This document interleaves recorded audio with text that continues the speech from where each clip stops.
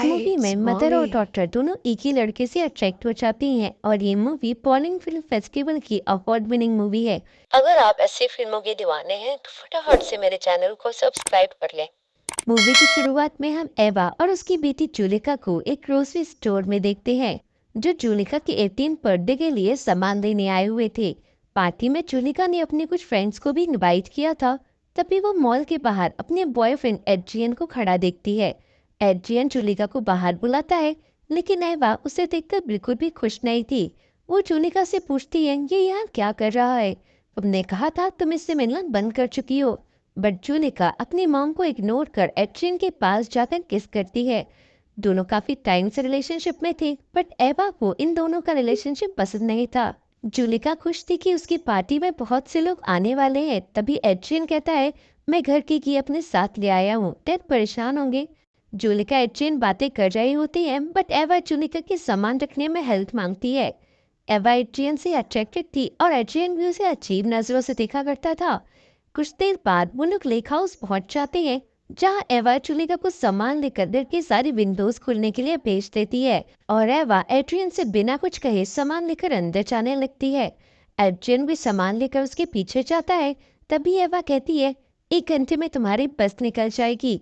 Adrian एवा का behaviour जानता था, इसलिए बिना कुछ रिएक्ट के घर के अंदर आ जाता है और एवा से कहता है, जूलिका ने मुझे इनवाइट किया है और अगर मैं यहाँ से चला जाऊंगा तो वो अपसेट होगी और उसका बर्थडे स्पॉइल हो जाएगा।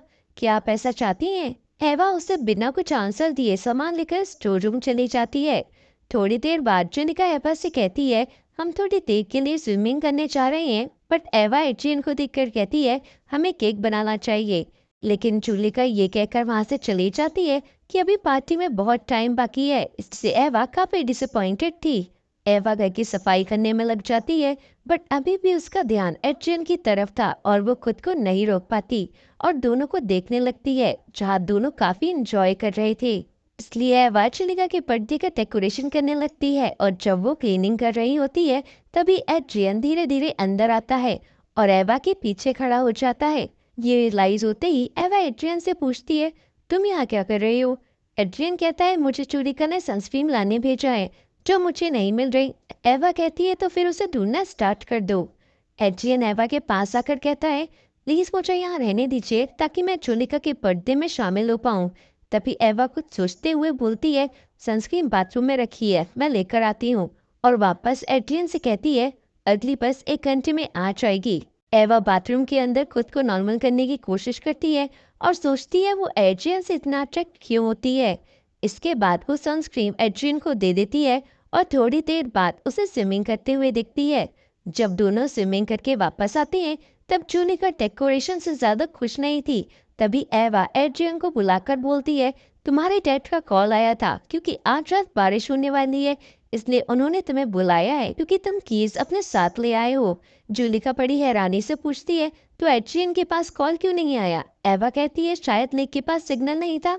एड्रियन फोन चेक करता है, वो जानता था यहाँ नेटवर्क की प्रॉब्लम नहीं है, इसलिए एवा के पास आकर कहता है, मैं जानता हूँ डैड ने आपको कॉल नहीं किया, आप मुझे एक चांस क्यों नहीं देती? तब एवा कहती है, तुम चाहो तो मैं अभी तुम्हारे डैड को कॉल करके बता सकती हूँ तुम मेरी बेटी के साथ क्या कर रही हो। एड्रियन कहता है, मैं उससे प्यार करता हूँ। ये सुनकर एवा हंसते हुए कहती है, तुम कितने बेशरम हो तुम्हें पता है? क्योंकि एड्रियन जिन नजरों से एवा को देखता था, उसे साफ था उसके दिमाग में क्या चल रहा है। तभी जूलिका एड्रियन को अंदर बुलाती है। थोड़ी देर बाद एड्रियन अपने घर जाने लगता है। तब एवा किचन की विंडो से उसे जाता हुआ देखकर थोड़ी रिलैक्स हो जाती है। जूलिका अंदर आकर एवा से पूछती है, माम आप एड्रियन से इतनी नफरत क्यों करती हो, जबकि आज वो बार बार आपके बारे में पूछ रहा था? एवा पूछती है, तो तुमने मेरे बारे में क्या बताया? जूलिका कहती है, मैंने बताया आप कुछ दिनों पहले नेक स्विमिंग करने गई थी, जिस पर हमारे पड़ोसियों ने कंप्लेन कर दी थी और विलेज एडमिनिस्ट्रेशन ने आपको वार्निंग दी थी कि आप नेक स्विमिंग करने नहीं जाएंगी। ये सुनकर एवा सरप्राइज थी कि इतनी प्राइवेट बात उसने एड्रियन को बता दी। जूलिका बात को काटते हुए मिल्क के बारे में पूछती है क्योंकि उसे केक बनाना था। एवा मिल्क ढूंढने के बहाने स्टोर रूम में आकर सारी बॉटल्स छुपा देती है और कहती है, मिल्क नहीं है, मुझे लाना पड़ेगा। अब मिल्क लेने के बहाने लेक हाउस से दूर सिटी की तरफ जाती है, जहाँ रास्ते में उसे एड्रियन मिल जाता है और वो उसे कार के अंदर बैठने बोलती है। एड्रियन चुपचाप कार में बैठ जाता है और एवा कार चलाती है। काफी टाइम तक दोनों के बीच एक अजीब सी खामोशी रहती है। तभी एवा सुनसान जगह देखकर कार रोक देती है और एड्रियन की तरफ देखती है। एड्रियन अपने दोनों हाथों से एवा के चेहरे को सहलाता है और यहाँ पर दोनों इंटीमेट होते हैं। थोड़ी देर बाद एवा को जूलिका का कॉल आता है जिससे वो कट कर देती है। एड्रियन के चेहरे पर एक अलग ही खुशी थी, बट एवा इसे खुश नहीं थी क्योंकि वो अपने डिजायर के आगे मजबूर होकर ऐसा कर रही थी। एवा एड्रियन से सिगरेट मांगती है। एड्रियन उसे सिगरेट देकर वापस क्लोज आने की कोशिश करता है, लेकिन एवा उसे जाने कहती है। एड्रियन कुछ सोचने के बाद वहां से चला जाता है और एवा भी घर जाती है ताकि वो जूलिका का बर्थडे अच्छे से सेलिब्रेट करे। लेकिन वहाँ सारा डेकोरेशन खराब हो चुका था और जूलिका बेइज्जत किचन में बैठी हुई थी जहाँ केक भी बना रखा था। एवा जब इस बारे में पूछती है तो जूलिका कहती है मुझे मिल्क मिल गया था। ये सुनकर एवा थोड़ा घबरा कर पूछती है तुमने डेकोरेशन क्यों हटा दिया, आज तुम्हारा बर्थडे है। जूलिका कहती है यहाँ कोई पार्टी नहीं होगी क्योंकि एड्रियन नहीं आएगा और वो मुझसे कभी नहीं मिलेगा। एवा जूलिका को कंसोल करने की कोशिश करती है।